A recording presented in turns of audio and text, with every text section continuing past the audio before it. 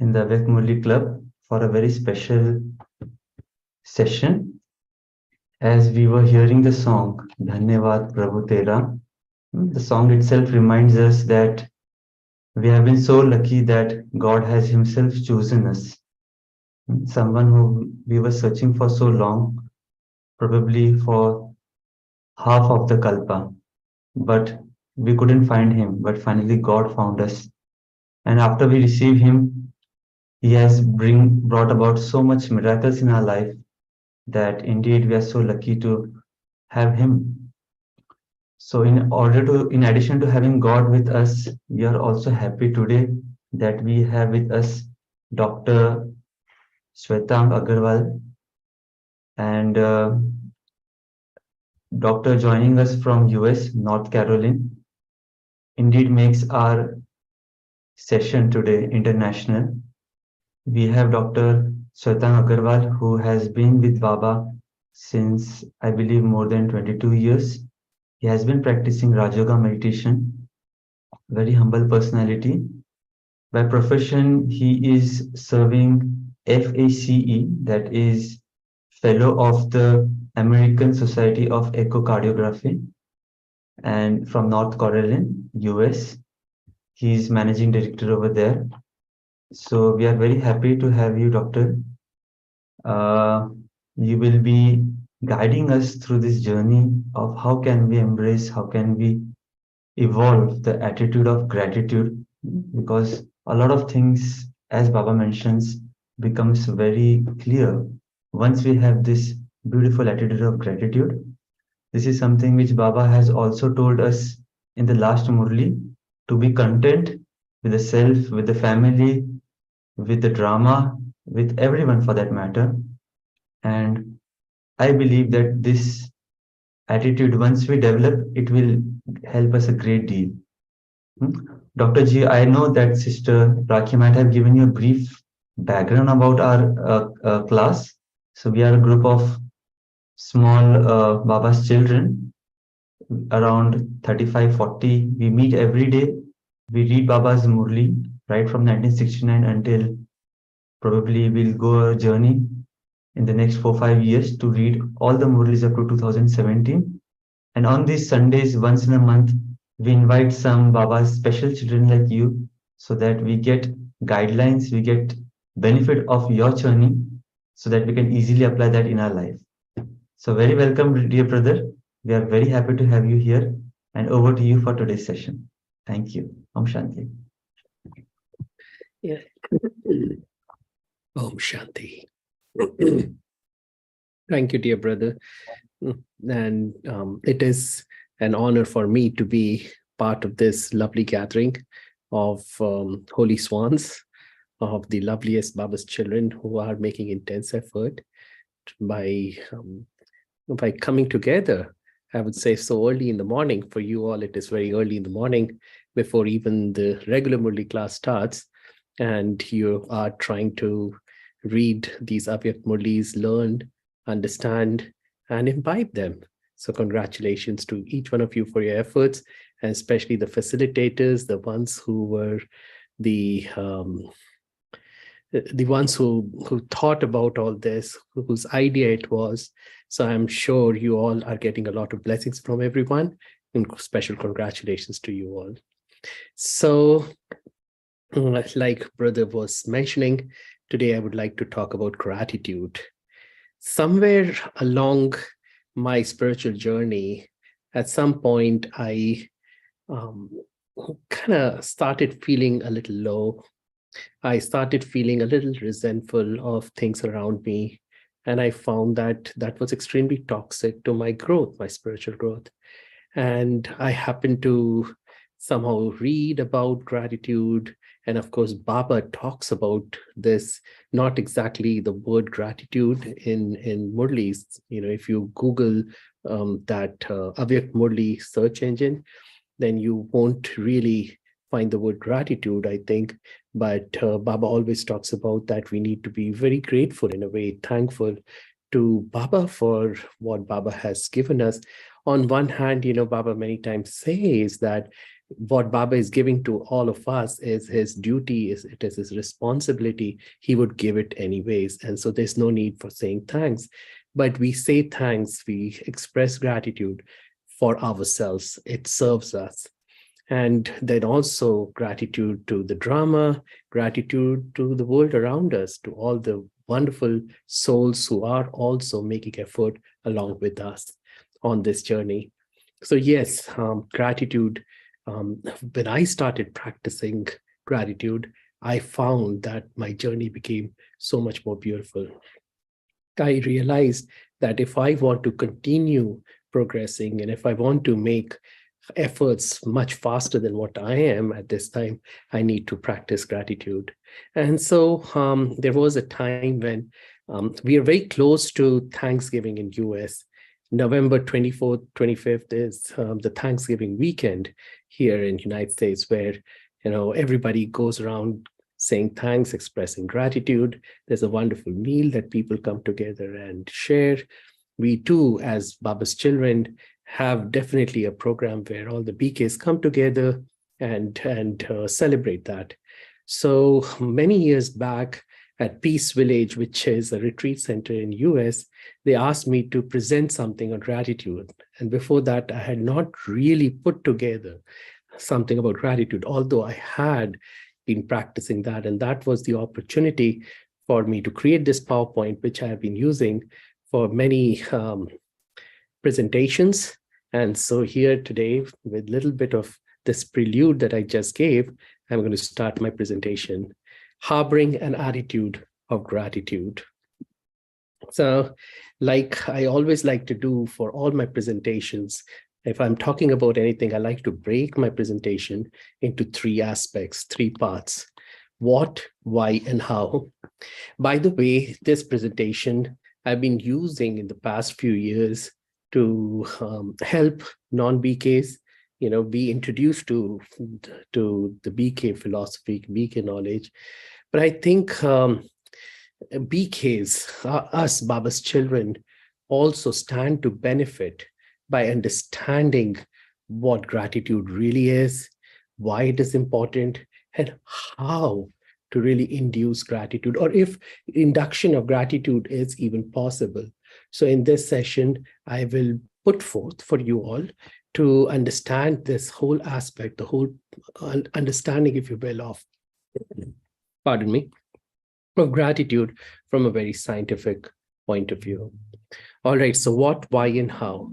So what is gratitude? If you look at the English dictionary, Merriam-Webster dictionary definition, it says it is a strong feeling of appreciation to someone or something for what the person has done to help you. So that means you've already received something.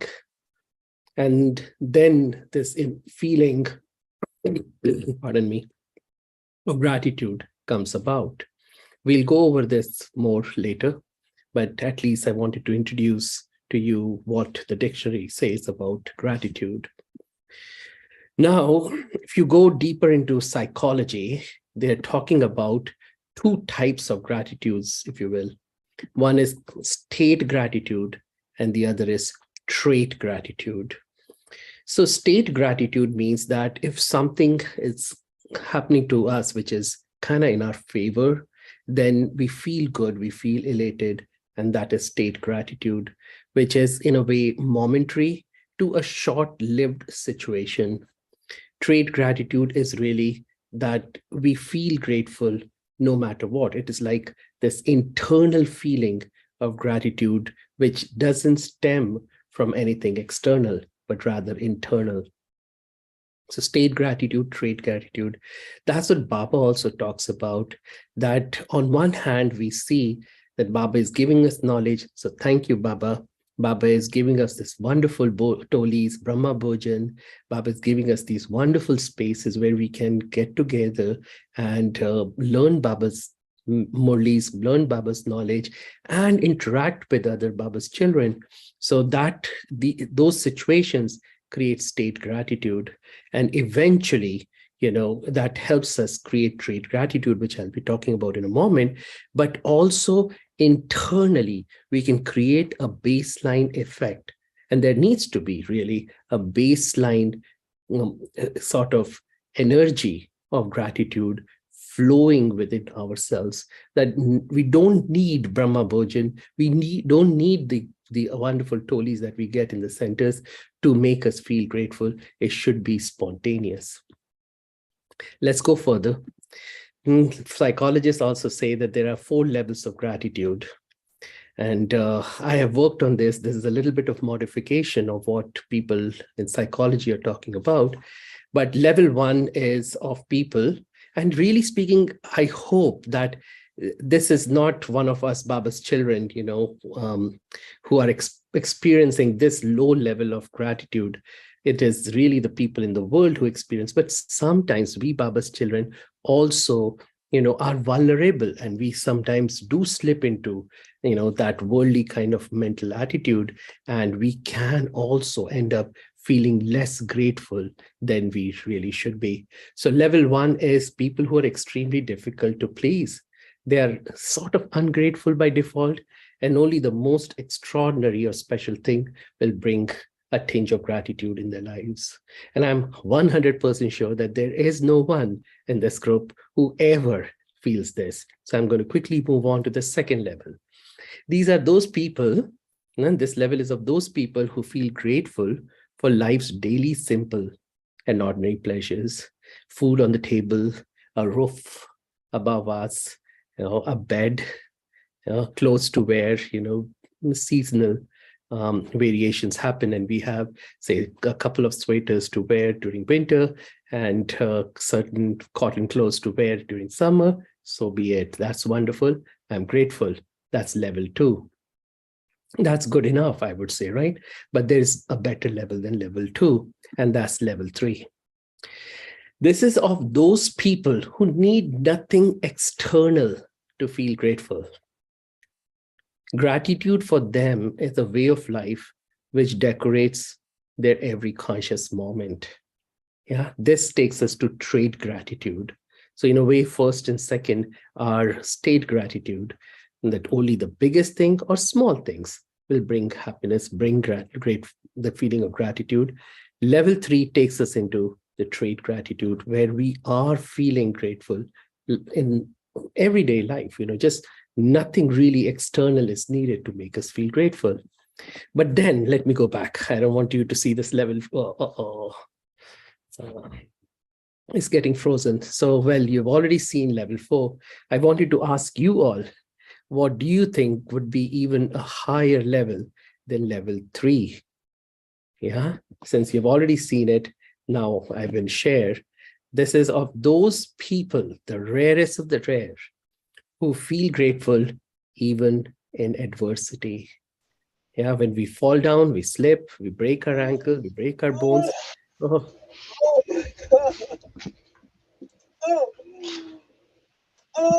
So yeah, I think somebody has entered into this. We can get rid of them.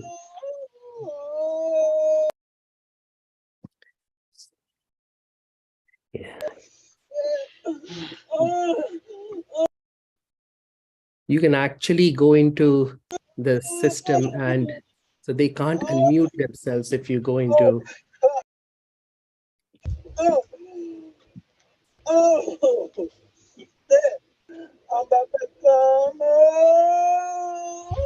If you go into security, allow participants to unmute themselves, then they won't be able to unmute themselves. So I already fixed it for you all, dear brother. So also, we can actually stop them from starting the video too. So I went into the security, dear brother, so that people can't Zoom bomb us. Yeah, so this is all Maya. So they can't Zoom bomb us.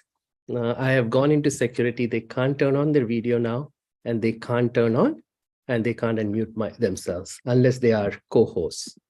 Good enough, dear brother? Sounds good, brother. Thank you. All right.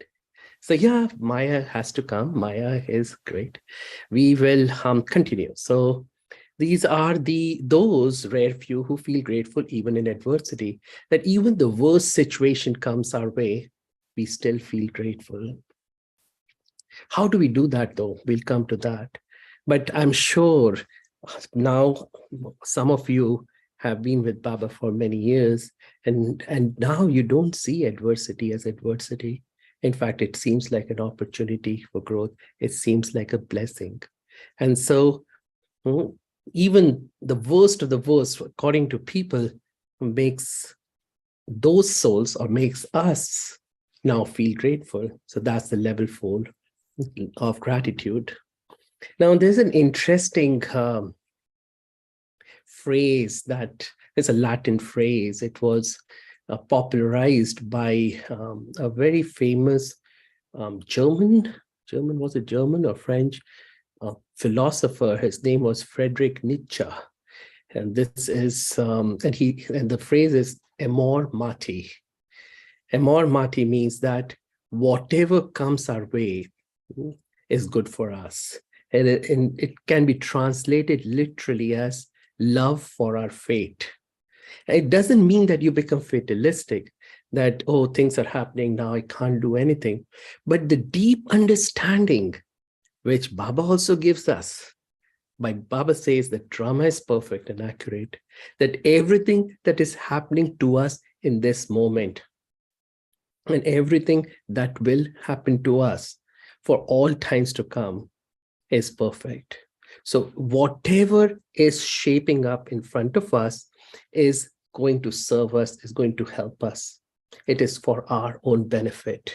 So we have to love all that is coming to us. And therefore, through that love, the gratitude and respect for that thing comes. Right? So let's now go into why. Why do we need to practice, or why do we need to have gratitude? All right, so far so good. What is gratitude is clear. We have understood state and trait gratitude. So sometimes, yes, state gratitude is okay. Oh, I got this wonderful toli, at the center. That just made me feel great, so grateful. Great.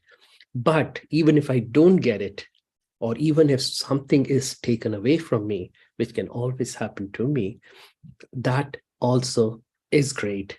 And I need to feel grateful. The true trait gratitude. So far, so good. So now we're going to go into why gratitude. And I think there's so little to really talk about this, because there is, in fact, so much to talk about it. Now modern science, modern medical research has proved it to us. There is just no question whatsoever that our positive state of mind, gratitude for, to be specific, helps us so tremendously in our health and well-being that there's no point in talking too much about it. In some researches, they have found that people lose their fat, people, so they can become less obese over time. Their hormonal, their cortisol is a hormone that is the stress hormone, that the level of the stress hormones decrease in people who are grateful. Aging of the brain, Alzheimer's disease, is such a common thing in the West, especially, and maybe now even in India. We have seen through research that aging, Alzheimer's disease gets less. The incidence of that is much less in those people who practice gratitude on a daily basis.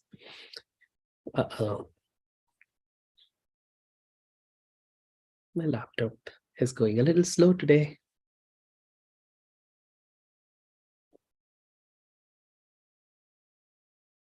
But yeah, so we know now that blood pressure, heart problems, they've found in some research that it improves immune function, it improves or it decreases the inflammation in the heart. So there are certain conditions where the heart rate goes really crazy, and all of those things are reduced by practice of gratitude. It helps in having more efficient sleep, and overall better well-being, less depressed mood, less fatigue. So innumerable research articles you can really find if you go deep into PubMed and search for them, that gratitude helps in pretty much everything about your health and well-being. All right, so now we're going to go beyond why, right? It's clear for all of us. What is gratitude is clear. Why gratitude is clear. Now we'll go into gratitude induction. Now, this is a term that is used in psychology, gratitude induction. Can gratitude really be induced? Can gratitude really be learned? Can gratitude really be practiced? And yes, now we have found that just like empathy, just like compassion, just like love, gratitude can be created, can be learned, can be practiced. And that's what can help us go from state gratitude to a true trait gratitude. Small things about, oh, this is something I love. This is something I'm so grateful about. As we keep on practicing small things that make us grateful, then we can, over time, create a kind of a state for ourselves where we are naturally and spontaneously grateful for everything that's happening to us and around us. So, but now we will enter into how. Because there's a big conundrum. This is a big how that comes in our minds. How do we really feel grateful? You know, many times things around us are not going right. You see, even from Baba's, Baba is telling us all this. We are trying to bring changes in our lives.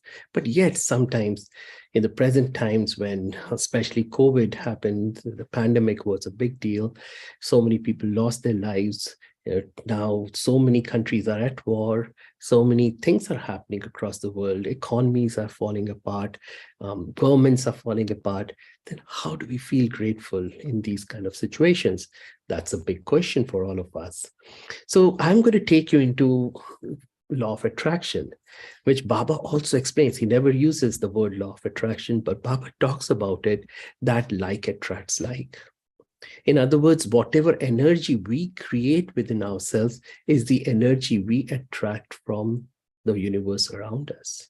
So if we have happiness within ourselves, we attract more happiness. If we have good health, we attract more good health. If we have abundance, we attract more abundance. However, again, the conundrum is, how do you feel happy when there is no happiness for you? You know, when let's say there's a situation where people around you are not really appreciating you. You're hoping that they recognize you. You're hoping that they say some good thing to you, good things to you, but they are not. You don't feel recognized. You don't feel honored. You don't feel respected. Then how do you feel happy? How do you feel healthy when your body is falling apart, where every joint is squeaking and every bone is crumbling? You have been diagnosed with a major illness or something, then how do you feel healthy? You see, you understand the problem that I'm saying right now, that if you have happiness, then you attract happiness. But what if you don't have happiness? Then how do you attract happiness? I'm saying health, good health attracts health, good health, more good health. But how do you feel good health when you really are not in good health? Similarly, how do you feel abundance when you are broke physically? You have financial problems, and all of this Baba has explained to us, that our karmic load that we have from all these 63 births of living in body consciousness, things are going to come to us. We may lose a lot of money in things, whatever, in businesses or wherever. We might end up with illnesses. And this can happen. Even the dadis became sick. So many things are going to happen. But despite all of that, how do I really create gratitude? So let's go deep into neurosciences. Neurosciences are newer field of medicine. In a way, there's the whole field that has come up. They call it as psychoneuroimmunology, neuropsychoimmunology. things like that. There are various names to this. But what they're trying to do is to study the brain, but to study the brain in a way of how our mind affects the brain, and then how our mind through the brain affects the rest of the body. So in many imaging studies, what they found through functional MRI studies and positron emission tomography scans of the brain, that the brain, I'll read this sentence and then I'll explain, that the brain lights up the same nerve bundles for events that are real or imagined. Either way, it's the same nerve bundles get lighted up. What that means is that, say, if I am experiencing something in real life versus I'm imagining it. So if I'm having a wonderful desert right now versus I am imagining a wonderful desert that I am eating, right? That I'm not eating, but I'm imagining it. The same nerve bundles get lighted up. Of course, the intensity will be less when I'm imagining it versus when I am actually experiencing, actually eating it. What that tells us, actually very interestingly, is that for the brain, imaginary is real. It is very interesting that for the brain, it is not possible most of the times for it to really appreciate what is imagination and what is real. So what is reality? Let's now go into this new aspect of what is reality. You see, it's interesting that our brain receives a huge amount of information every second. And somebody sat and calculated 400 billion bits of information. You see, 1 billion is 1,000 million, and 1 million is 1,000 thousands. So 400 billion bits of information is coming to you, to your brain, every second. And it's interesting that out of all of this information, a very small fraction of it gets into our consciousness.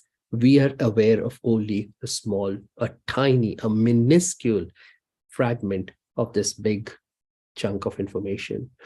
But the interesting thing is that each one of us picks out of this 400 billion bits of information a different set of 2,000 bits of information. So what I see is is going to be totally different, or could be partially different, at least from what you see. We could be both seeing the same picture. We could be both seeing the same scenery. We all, I think there are 28 people on this call right now. If 28 of us will be seeing a scenery in front of us, a beautiful picture, or maybe gone onto the top of a mountain and we're looking down, all of us will be seeing the same thing, but yet we'll be absorbing a different fragment of that entire chunk of information. Now the question is, what really is reality? What I see, what I take in, my portion of 2,000 bits of information versus yours, versus the third person, or versus what the whole information out there is. What really is reality? You see, again, going back to look versus see, we all could be looking at the same thing, but we will see different things. We all could be listening to the same music or same sound, and we could be hearing different things. So what is reality? What I'm listening versus what I'm hearing, what I'm looking versus what I'm seeing, what I am seeing versus what you are seeing, what I'm hearing versus what you are hearing, or what really is being transmitted to me. What is reality? It's very important, really. This was something which I learned many, many years back when I was in medical school. A very senior doctor told me this once, and I won't forget it ever for the rest of my life. I have not forgotten it yet. And what he said, that what the mind doesn't know, the eyes don't see, and the ears don't hear. So in other words, our reality is what we create. We create our own reality, and each one creates his own reality. There's this example of clipper ships example. Long back, when Christopher was trying to search for land, and he went to an island, and in that place, those people who were living in that island had never seen these ships. And so there was one person who was a very wise person. Everybody respected him in that village on that island. He went to the beach and he couldn't see these ships. These ships were in the horizon. They were coming towards the island, and he couldn't see those ships. All he could see was these waves that were being created by the ships entering into the harbor. And he couldn't understand what is going on. And he would come the next day, he would see these waves getting bigger, but he still couldn't see these ships. Eventually, of course, he saw them when they were right there at the harbor. But see, the interesting thing is that because he didn't know that they exist, he couldn't even see them. And then later he told everybody else, hey, this is a ship that has come, and so on and so forth. And so they were able to see it too. And especially when it is right there, yes, of course, then the reality gets shifted. And there's another example of the African tribe and color appreciation, that there is a tribe in Africa. They have the ability to see, let me take that back. In their language, they don't have a name to the color blue. And on the other hand, they have many different names for different shades of green. So one researcher went to that tribe and he gave them two pictures. And this was the picture on the left. And he said, is there an odd box that you can see? And it's so interesting that they couldn't see this blue box, because in their mind, there is no blue, and so they could not see the blue. And why could they not understand blue? Is because there is no word in their language for blue. On the other hand, this, though it is not showing up so clearly on this computer, but this is a lighter shade of green than the other boxes. And they were able to see the lighter shade of green right away, which is extremely difficult for you and me. So the appreciation of different shades of green was a reality for them because they knew about it, and blue was not a reality for them because they didn't know about it. So you see how we create our own reality. Now, placebo, nocebo, this is something that I'm sure many of you have heard these words, placebo. Placebo really means that it's a sugar pill, or maybe a saline injection that sometimes the doctors give. It doesn't have any medicinal value. It doesn't have any therapeutic benefit, but it has been seen time and again that when given to the patient starts feeling good. Yeah. So for example, there is no blood pressure reducing medicine in that. It is just a sugar pill. And the doctor says, hey, here is the pill. If you take it, your blood pressure will come down. And lo and behold, when the patient takes it, the blood pressure does come down. There was no medicine in it, and yet it worked like a medicine. And nocebo is the exact opposite of it. I've just put it here just so that you know this, that many times, like when we have patients who are getting cancer medicines, chemotherapeutic medicines, and most of them cause nausea. So we have seen that, say, if the patient has come for the medicine to be given, the nurse has put the IV, has hung this medicine, but actually it's just saline. Accidentally, say she forgot to put the cancer medicine in the saline drip. And what the patient is getting is just saline, not the cancer medicine. And yet sometimes the patients would feel nausea and they would start vomiting. In fact, it has been seen that for many cancer patients, even before they go to the cancer treatment therapy, to the clinic, where they're going to get the anti-cancer medicine, they start feeling nauseous as they're going into the clinic. They haven't even gotten the medicine, and yet the effect starts to take place. So what is reality? You see, are you understanding? Hopefully everyone is understanding what is reality, what we see, what we think, or what we interpret it as. Yeah, so in a way, for the person, the sugar pill is the medicine, and that caused the effect. For that other patient who was on chemotherapeutic agents, but that saline felt as if he's getting the medicine and he started having nausea. Let's go further. So now this brings me to another aspect of psychology, which I love to talk about, and that is self-fulfilling prophecy. So in a way, what we are beginning to understand is that our beliefs, you see, on one hand, we know that our thoughts, Baba has always told us that our thoughts shape our destiny, but thoughts have to be more concrete. You know, many times we think so many different things. They say that we, on an average day, an average person thinks 45, 50,000 thoughts. Now, so there are many thoughts. Some are, you know, just totally mundane thoughts. But when these thoughts take a form, a shape, they become concrete, they become beliefs. And so based on the beliefs, we actually create a reality. Our beliefs are what create a reality. And that's what self-fulfilling prophecy is about. For a long time, I didn't understand this, but only in the past few years, I'm beginning to understand this better. What it says is that our belief actually changes our outcome. Is it making sense? Our belief changes our outcome. So if we feel that today I'm going to go out and I'm going to end up with the accident, we might actually end up with an accident. Or I'm going to get sick, then I get sick. Or I'm going to get better, and I get better. So our beliefs actually change our outcome. But how does it happen? Is it some magical wand that gets, you know, waved and belief becomes an outcome? But no, what we are now realizing is our beliefs change our behavior. And that's what Baba talks about all the time. What we think then changes our attitude, changes our vision, and based on our vision, then we change our actions.